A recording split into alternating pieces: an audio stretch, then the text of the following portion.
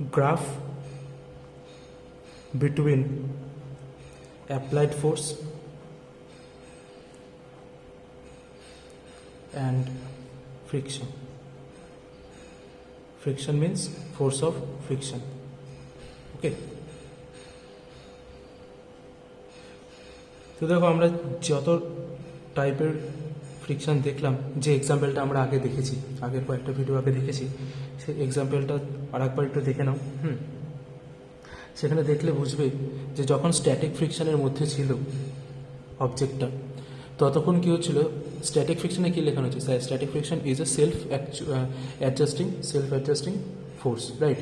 তুমি যতক্ষণও static ফ্রিকশনের limiting value অবধি না পৌঁছাচ্ছে, ততক্ষণ অবধি তুমি ওকে যতটা ফোর্স অ্যাপ্লাই করবে, ওই একটা অবজেক্ট ঠিক তোমার উপর ততটাই ফোর্স দিয়ে রিয়্যাক্ট করবে, তাই তো? তার মানে সেলফ অ্যাডজাস্টিং।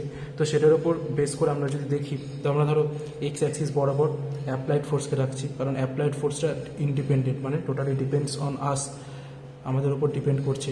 আর তার উপর বেস করে ওই অবজেক্টটা কতটা ফোর্স অফ ফ্রিকশন দেবে সেটা আমরা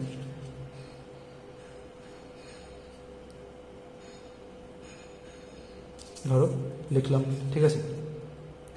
তো দেখো যতক্ষণ পর্যন্ত অ্যাপ্লাইড ফোর্সটা লিমিটিং ভ্যালুকে না অ্যাচিভ করছে, ততক্ষণ স্ট্রেট লাইন হবে।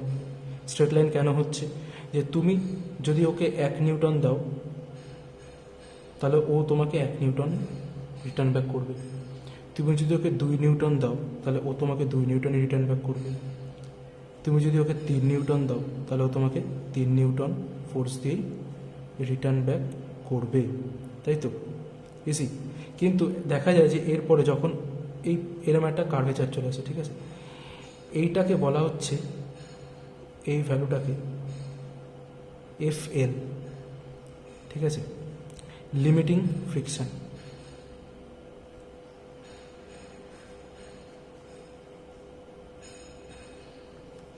লিমিটিং ফ্রিকশন এরপরে এই লিমিটিং ফ্রিকশনটা যে ক্রস করে গেল, তারপরে দেখো এই যে কার্ভেচারটা তৈরি হওয়ার মানেটা হচ্ছে গিয়ে, এরপরে তুমি ওই যে এরপরে তুমি যতই অ্যাপ্লাইড ফোর্সটা বাড়াও না কেন, ফ্রিকশন ফোর্সটা কিন্তু একটা কনস্ট্যান্ট থাকবে, ঠিক আছে। এটা ধরো ও, এটা এ পয়েন্ট, এটা বি, আর এটা সি।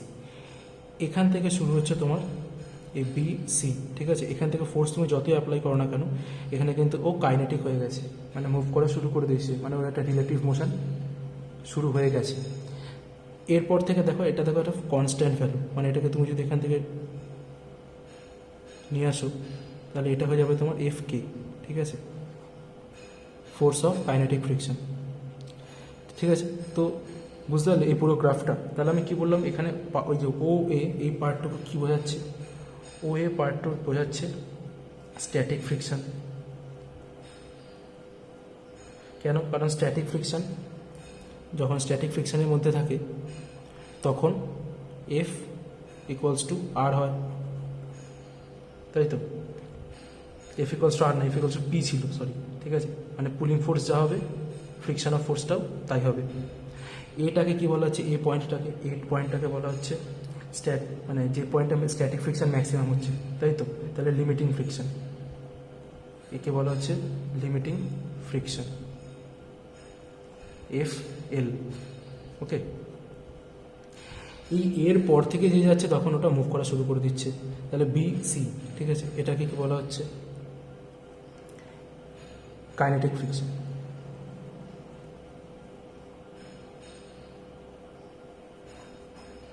তো তুমি দেখো BC, এই কার্ভটা কিন্তু এই এক্স অ্যাক্সিসের প্যারালাল, মানে কি অ্যাপ্লাইড ফোর্সের প্যারালাল।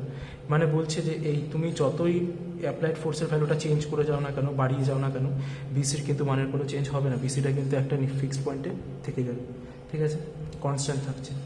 ওকে, তো এটা ছিল আমাদের অ্যাপ্লাইড ফোর্স অ্যান্ড ফ্রিকশনের কার্ভ।